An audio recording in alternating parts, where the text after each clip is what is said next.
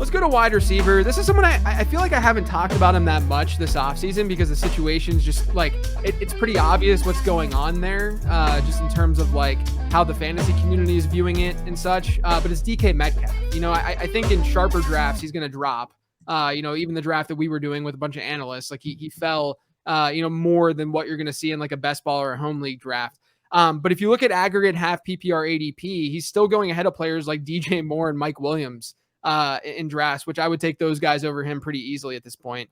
It's really situation based. We know that DK Metcalf, the theme here is that these are good players who we just generally are having a tough time drafting.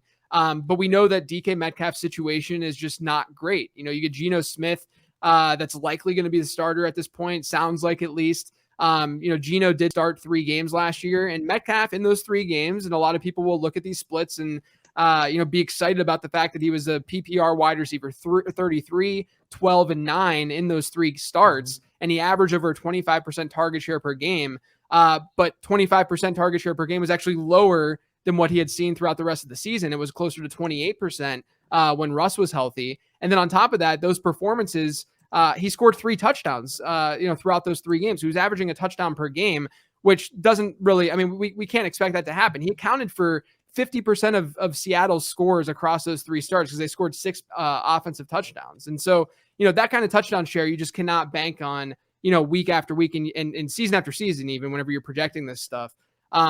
Seattle's another team too. I will say Seattle should run more plays this year than they did last year. Last year, they were 3rd lowest since 2011 in plays run. It's almost impossible to be as slow as they were last season at running plays. But at the same time, we know that they are they want to run the football. They're going to be a fairly conservative offense, not only just because of the quarterback situation, but because of the coaching situation and their general philosophy. But they also have, they have one of the worst offensive lines in the league. They have the worst starting quarterback situation in the league. I just think when I look at DK Metcalf, could he meet ADP expectation given all of this? Yeah. I think it's definitely possible because Metcalf's a monster.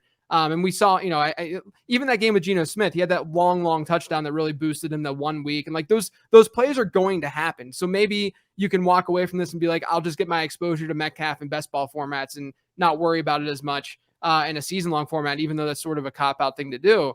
But I do worry about where the ceiling is coming from with DK Metcalf.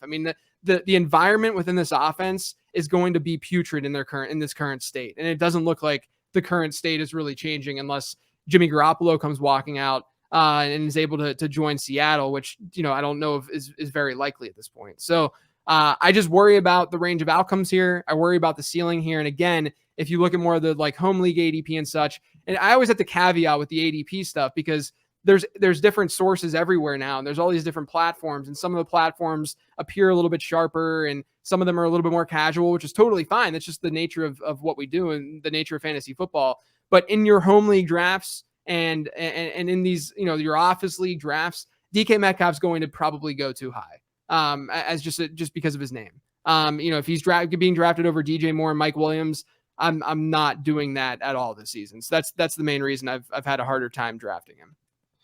Yeah, DK is someone I definitely, struggle with altogether. You look at his past 25 games, he's hit 90 yards just 4 times. In 27 career games without a touchdown, he's finished higher than wide receiver 26 just once. He's been a wide receiver 2 or better in his games without a touchdown, just 3.7% of his games without a touchdown. That's 42nd among the top 45 wide receivers drafted in current ADP. Just a very tough player to get a grasp on. And then you talk about just his gap from Tyler Lockett is also pretty significant, which doesn't really make a lot of sense. And then you laid out the team situation. Obviously, you lose Russell Wilson.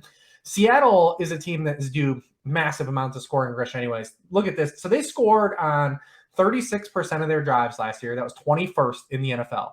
But they were still 11th in the NFL in touchdowns scored. And they were 14th in touchdown rate per drive.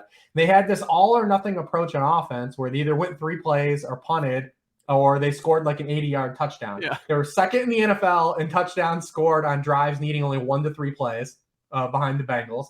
They were second in touchdowns scored outside the red zone, again, only behind the Bengals. And they were 23rd in the NFL in drives that went 3 and out. So like a lot of their play value was due to that. It wasn't that they were necessarily like slow per second, which they still were, but it's because their drives either went 3 plays, they scored an 80-yard touchdown, and they weren't able to run any plays. Yep. So yeah, very, very unique team and unique conditions. My biggest thing is when I get to the point where I think, oh, is DK starting to be a value? Is what you said. If I draft him as the wide receiver 30 and he's a wide receiver 24, what the hell did I really get? Right.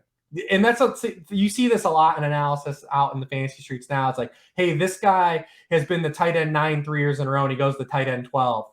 Okay. Yeah. Cool. Like he should be going tight end 12 if that's the case. Like, okay. Like, yeah. So I mean, DK is definitely a guy. I think when you look at just where he's going in drafts, you're like, yeah, I'm just basically kicking the can here, right? He's not a guy I think that has necessarily a high ceiling due to team environment, which is a bummer because he's shown that he does have an elite touchdown ceiling. But yeah, definitely one of my toughest guys to draft, even when I think he is a value. So I'm totally lockstep with you there.